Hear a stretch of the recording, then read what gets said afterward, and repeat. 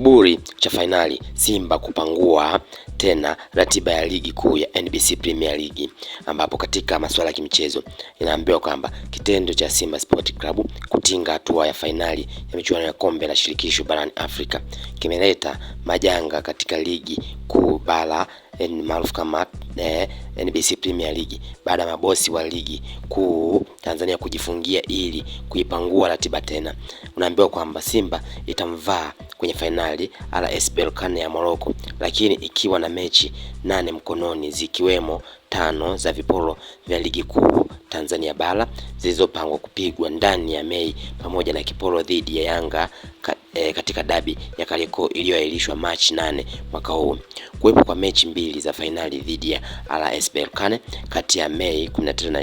25 umetibua mechi hizo za viporo za Simba, sambamba na ile nusu fainali ya kombe la shirikisho yani FA dhidi ya Singida Black Stars ya Mei 18. Jambo hilo limewalazimisha watu wa bodi ya ligi kuanza mkakati wa kupangua ratiba. Simba itaanza kampeni za kusaka taji hilo kubwa la Afrika yani la shirikisho kwa kucheza fainali ya kwanza ugenini Mei 17 ikiwa Morocco, kisha kurudi jijini Dar es Salaam kwa mechi ya marudiano itakayopigwa Mei 25, ambayo ilikuwa ndio tarehe ya mwisho kwa msimu huu. Kwa mjibu wa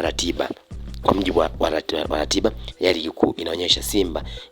inaanza Mei 2 kwa kucheza na Mashujaa nyumbani, kabla ya kuwafuata maafande wa JKT Tanzania Mei 5, kisha Pamba Jiji Mei 8, huku ikifuata pia KMC Mei 11 kwenye uwanja wa Ali Hassan Mwinyi mjini Tabora. Baada ya hapo Simba ingekuwa na mechi na Singida Black Stars Mei 14, kisha kusafiri Mbeya kuifuata Ken Gold iliyoshuka daraja Mei 21 na kuikaribisha Kagera Sugar Mei 25, kabla ya kupambana na Yanga ambayo tarehe mpya bado haijapangwa. Pia kitendo cha ratiba hiyo kubana kikaifanya bodi ya ligi TPLB